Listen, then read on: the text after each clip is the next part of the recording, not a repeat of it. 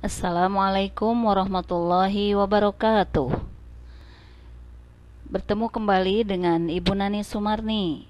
Kali ini Ibu akan menyampaikan materi kelas 6, tema 1, subtema 3. Ayo selamatkan hewan dan tumbuhan, muatan IPA tentang pelestarian makhluk hidup. Sebelum kita melanjutkan kepada materi, kita lihat dulu kompetensi dasarnya. Kompetensi dasar 3.1 membandingkan cara perkembangbiakan hewan dan tumbuhan. 4.1 menyajikan cara tentang perkembangbiakan hewan dan tumbuhan, ya. Ini kelewat. Adapun tujuan pembelajarannya, setelah kalian mempelajari materi dari buku ataupun dari slide yang Ibu jelaskan kali ini, kalian dapat mengamati gambar perubahan fungsi hutan, membaca teks tentang pelestarian hewan dan tumbuhan, membuat pertanyaan tentang upaya pelestarian hewan dan tumbuhan, dan siswa dapat menuliskan fakta-fakta yang ada di dalam bacaan. Nah, itu adalah kompetensi dasar dan tujuan pembelajaran kita kali ini. Anak-anak, sekarang mari kita amati perubahan fungsi hutan yang ada pada gambar-gambar ini. Kita lihat ini hutan masih asli, ya. Masih belum ada perubahan atau belum ada yang menjamah. Hutannya masih subur, tanamannya masih banyak. Kemudian, terjadilah penebangan hutan. Manusia banyak yang menebang hutan secara sembarangan. Kemudian ada juga yang membakar hutan. Apakah ini kebakarannya disengaja atau tidak disengaja? Yang jelas kebakaran hutan ini akan mengakibatkan perubahan fungsi hutan. Kemudian tadi hutan yang sudah ditebang kemudian dibakar juga. Nah, ini banyak yang dijadikan sebagai perkebunan sawit, ya, oleh perusahaan-perusahaan yang ada di utamanya di kita, ya.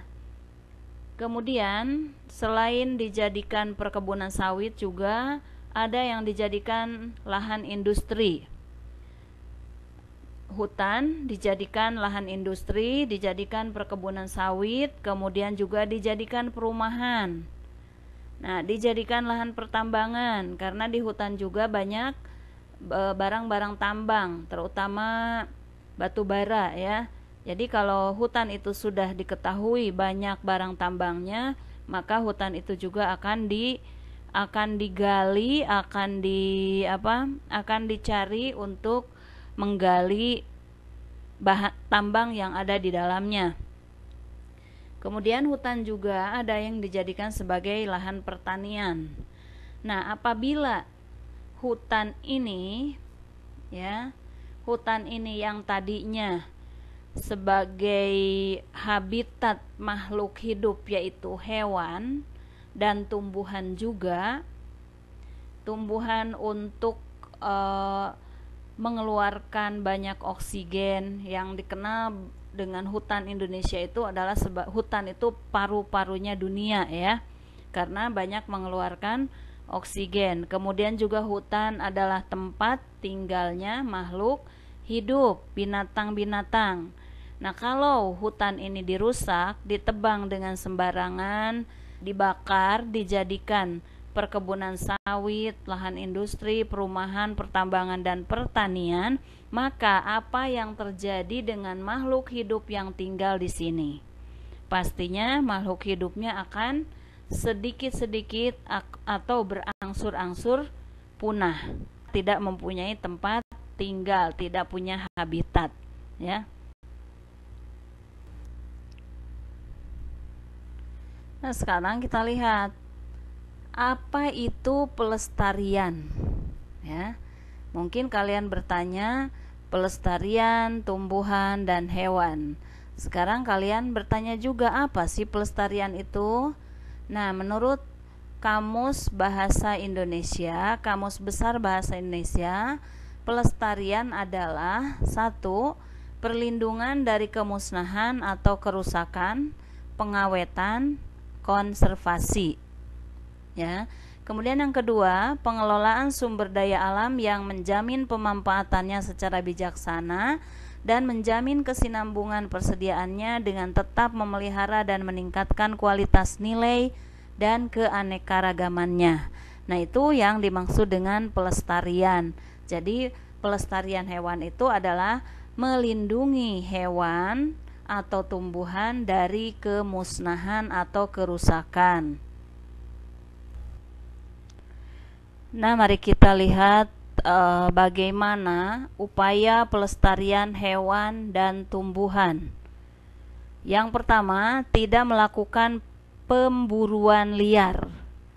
Artinya kita tidak sembarangan untuk memburu binatang, terutama binatang-binatang yang dilindungi, ya. Nah, contoh di sini, karena banyak terjadi pemburuan liar, maka binatang-binatang ini sudah hampir punah. Sekarang kita lihat contoh hewan yang terancam punah. Yang pertama ini badak Jawa, ya, atau disebut juga badak bercula satu. Nih culanya, badak bercula satu yang sekarang dilindungi di Ujung Kulon. Kemudian ini harimau Sumatera. Harimau Sumatera juga hampir punah. Manusia memburunya dengan memanfaatkan kulitnya, kemudian taringnya juga. Ini memang manusia itu serakah, ya. Walaupun dagingnya tidak dimakan, tapi dagingnya kulitnya, taringnya itu mereka gunakan untuk sebagai aksesoris atau perhiasan. Kemudian juga ini komodo, ya, komodo yang hampir punah, dan komodo ini hewan asli Indonesia yang dilindungi di Pulau Komodo. Kemudian ini orang utan, ya. Orang utan adanya di Kalimantan. Kemudian burung cendrawasih di Papua, dan ini anoa di Sulawesi. Nah, hewan-hewan ini semuanya hampir punah. Kenapa punahnya?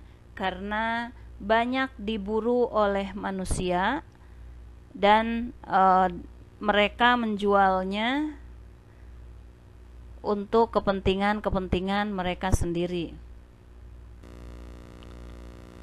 Upaya yang kedua untuk pelestarian hewan dan tumbuhan itu, yang kedua adalah melakukan penangkaran hewan langka dan pembibitan tumbuhan yang sudah langka. Contohnya ini terjadi ini di tempat penangkaran, ya. Nah, penangkaran itu apa? Kita lihat.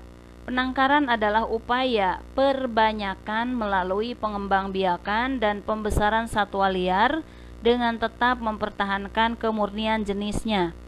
Jadi mereka itu disimpan dalam suatu tempat, dan di situ bukan hanya disimpan saja, bukan hanya dipelihara saja, tapi juga dikembangbiakan, ya. Dikembangbiakan, contohnya ini kura-kura, ya, tempat perkembangbiakan kura-kura, dan tidak atau artinya gimana, ya. Jadi di sini dikembangbiakan dan tetap mempertahankan kemurnian jenisnya, ya.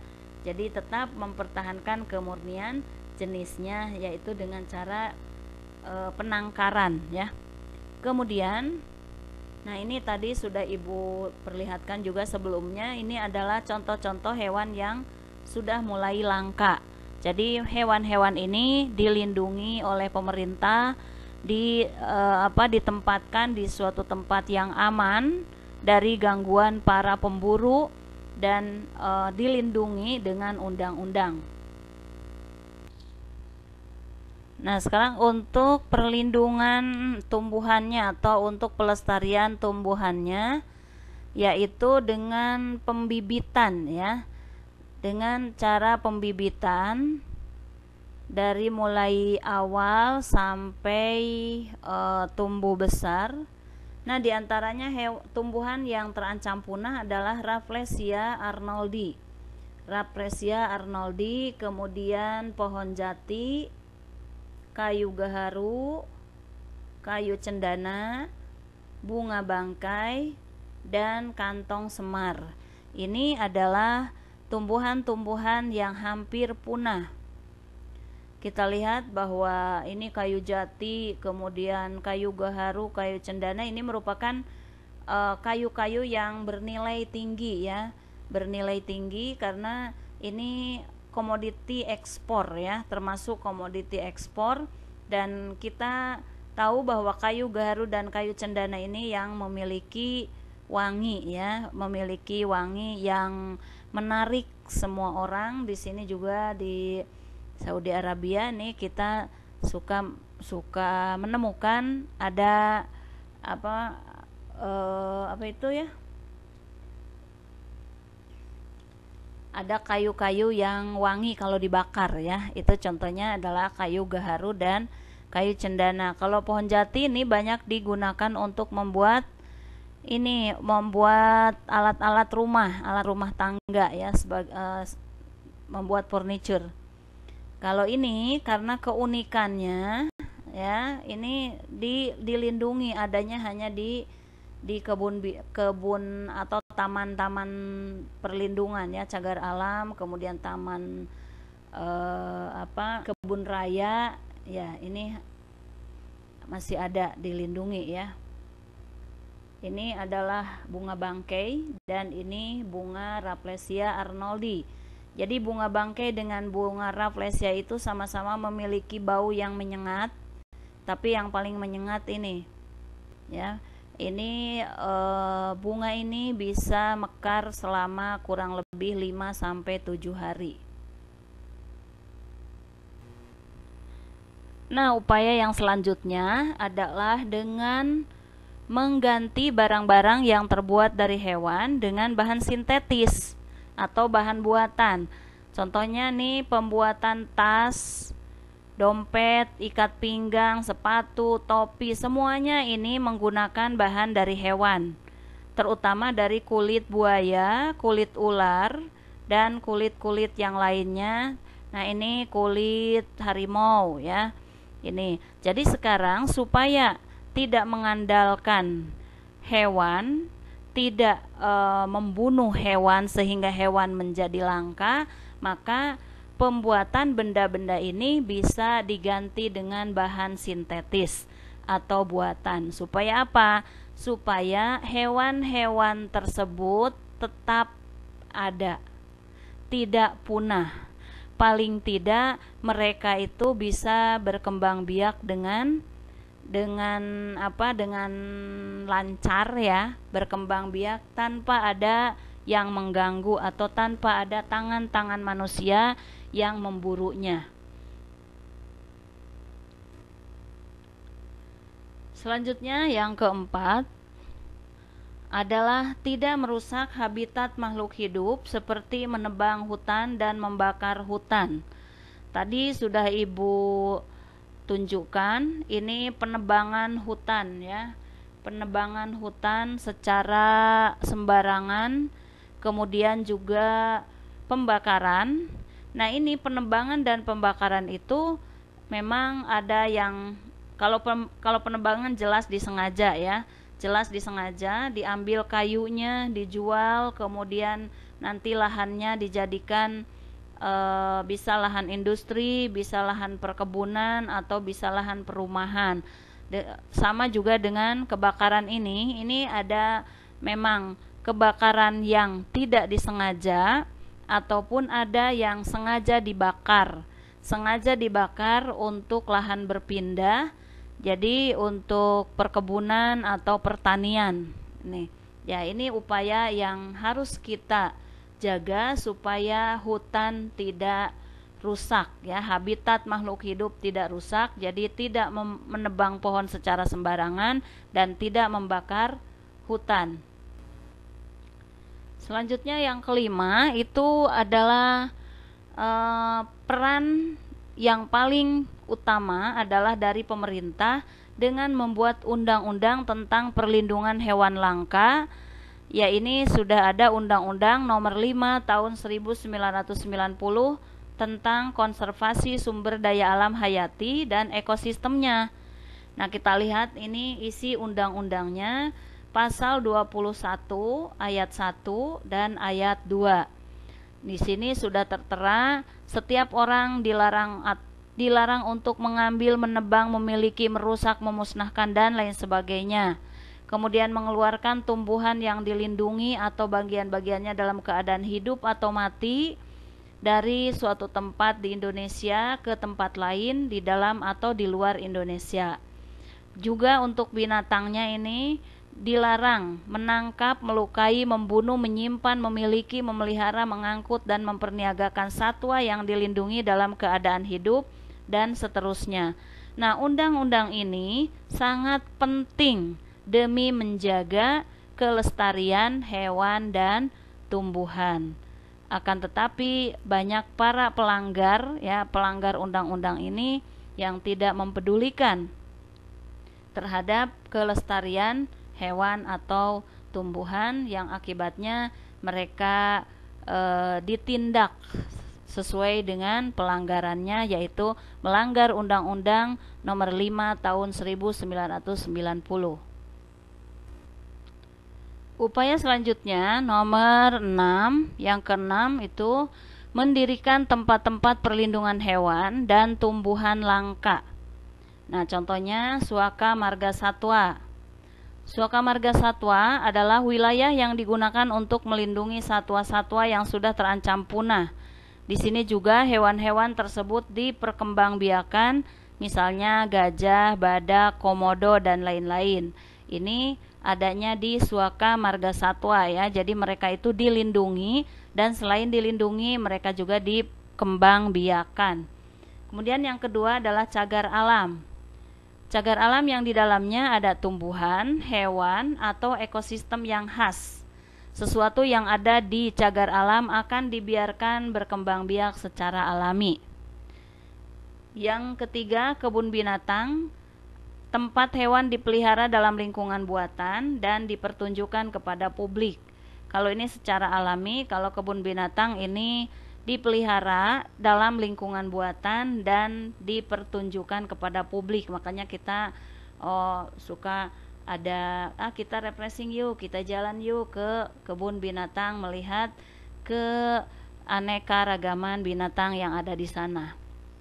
Kemudian kebun raya adalah suatu lahan yang ditanami berbagai jenis tumbuhan yang ditujukan untuk keperluan koleksi, penelitian, dan konservasi ex situ atau konservasi di luar habitatnya.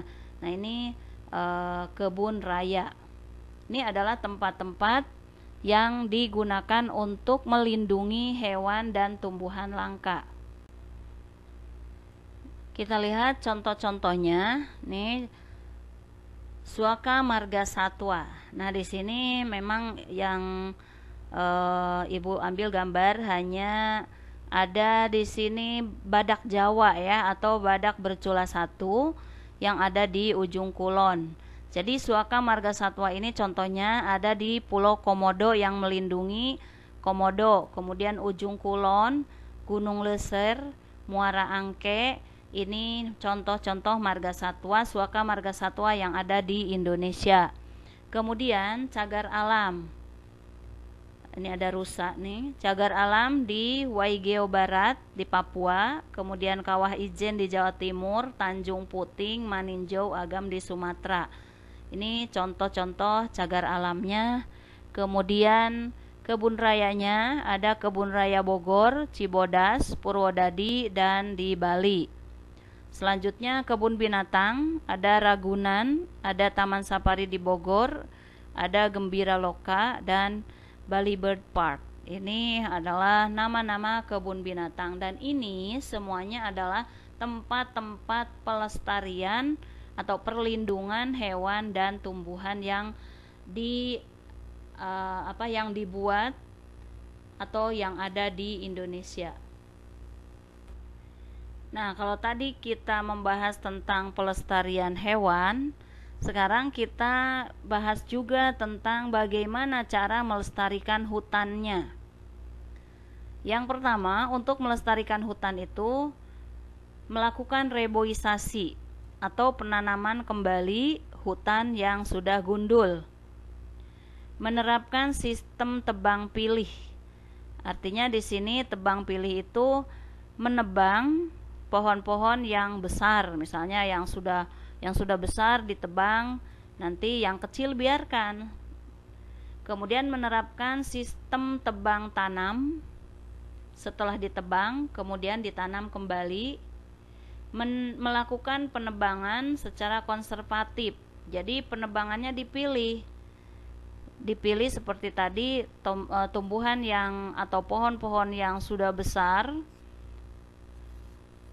yang sudah berumur ditebang, kemudian yang masih muda-muda, yang masih kecil dibiarkan. Memberi sanksi bagi pelaku penebangan sembarangan dengan adanya tadi undang-undang yang dikeluarkan oleh pemerintah nomor 5 tahun 1990 ya. Tidak membuang sampah sembarangan di hutan. Nah, apa hubungannya, Bu? Kalau kita membuang sampah sembarangan di hutan, maka sampah akan mengering, dan dengan adanya sampah yang mengering, panas yang terik, itu bisa menjadikan kebakaran hutan ya. Melindungi dan menjaga habitat di hutan. Kita sebagai manusia yang membutuhkan atau yang memanfaatkan lingkungan, apakah itu lingkungan daratan atau lingkungan lautan. Nah, ini kita juga harus melindungi lingkungan tersebut. Nah, utamanya ini melindungi dan menjaga habitat di hutan. Supaya apa? Supaya persediaan, yang pertama, persediaan air terus mengalir, terus ada, persediaan oksigen juga terus ada, dan hewan-hewan yang tinggal di hutan tidak akan kehilangan habitatnya, tidak akan kehilangan tempat tinggalnya. Maka kita harus ikut berperan dalam melindungi dan menjaga habitat di hutan. Karena kalau hutan rusak, bukan hanya binatang yang rugi, melainkan manusia yang paling besar mengalami kerugian. Tidak mencoret-coret pohon yang ada di hutan. Karena ya, kalau mencoret-coret pohon yang ada di hutan berarti kita tidak menjaga keindahan dan kelestarian hutan. Biasanya dengan mencoret pohon itu dengan melukai ya, biasanya dengan melukai kulitnya. Nah, itu akan mempengaruhi juga terhadap tumbuh suburnya pohon-pohon tersebut. Mengurangi penggunaan kertas berlebih. Kita tahu bahwa kertas itu bahan dasarnya dari pohon. Jadi kalau kita menggunakan kertas seenaknya, kertas disobek-sobek, kertas dijadikan mainan yang tidak berguna, maka ini juga akan memboroskan penebangan pohon. Jadi kalau kertasnya habis kan pasti otomatis kita akan selalu mengadakan membuat pengadaan kertas. Kertas itu asalnya atau bahan dasarnya dari pohon, otomatis kalau kehabisan kertas maka kita harus memperbanyak menanam pohon. Nah, kalau pohonnya ditebang terus maka akan ketersediaannya akan berkurang dan akan terbatas ya. Kemudian melakukan seminar pelestarian hutan. Artinya seminar di sini memberikan informasi atau memberikan penerangan terhadap masyarakat akan pentingnya melestarikan hutan. Nah, itu adalah upaya pelestarian hutan ya. Kalau hutannya lestari, maka hewannya juga bisa lestari. Nah, anak-anak, kalau makhluk hidup terancam punah, dikatakan makhluk hidup terancam punah jika keberadaannya sudah sangat sedikit dan tingkat perkembangannya semakin rendah. Makhluk hidup ini diantaranya adalah tumbuhan dan hewan.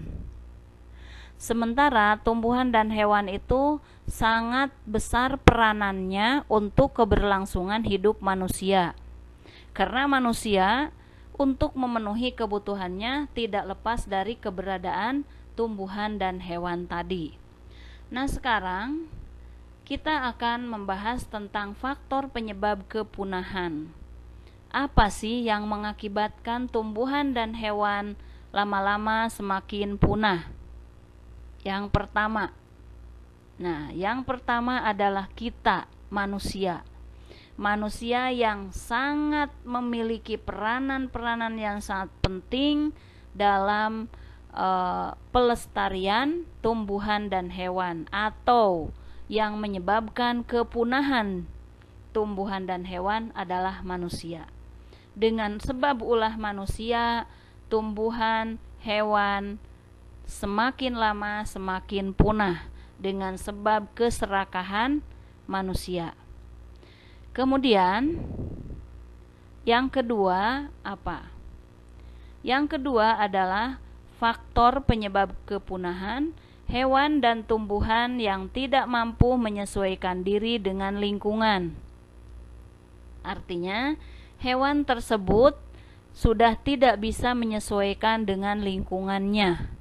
Misalnya di hutan itu ditebang, kemudian di hutan itu banyak binatang-binatang seperti monyet, gajah, harimau. Nah, kalau hutannya ditebang, mereka tidak punya sumber makanan, mereka akan mencari makanan ke sana kemari, dan mereka tidak bisa menyesuaikan dengan lingkungan yang ditempatinya, maka lama-kelamaan hewan dan tumbuhan tersebut akan punah. Selanjutnya, faktor yang penyebab selanjutnya adalah bencana alam. Ya, kalau bencana alam ini memang kita tidak bisa memprediksi, dan penyebabnya adalah karena lingkungan alam atau karena bencana alam. Bencana alam itu kita tidak bisa menebaknya kapan datangnya dan apa yang akan terjadi.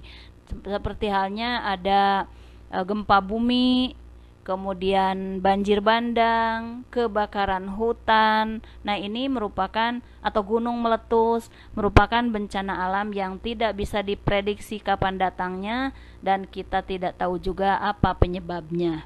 Nah, ini adalah faktor-faktor yang menyebabkan kepunahan hewan dan tumbuhan. Yang pertama manusia, yang kedua hewan dan tumbuhan yang tidak mampu menyesuaikan diri dengan lingkungan, dan yang ketiga adalah faktor bencana alam.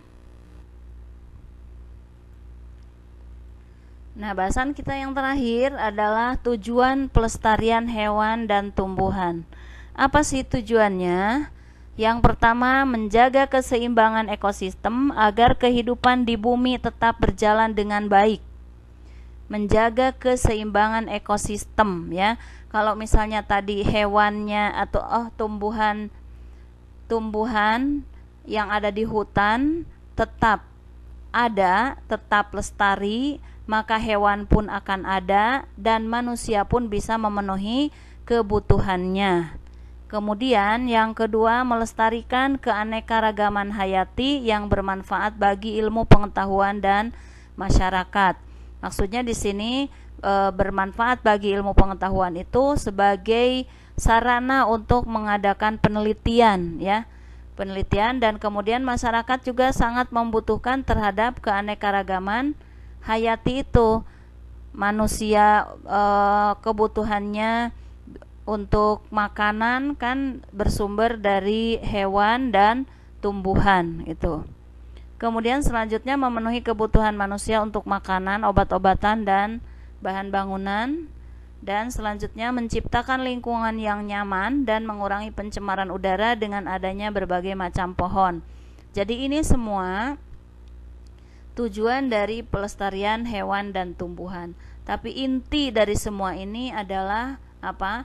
Melindungi hewan dan tumbuhan, yang mana hewan dan tumbuhan ini seutuhnya, ya, digunakan oleh manusia untuk memenuhi kebutuhannya, baik itu untuk makanan, obat-obatan, dan bahan bangunan.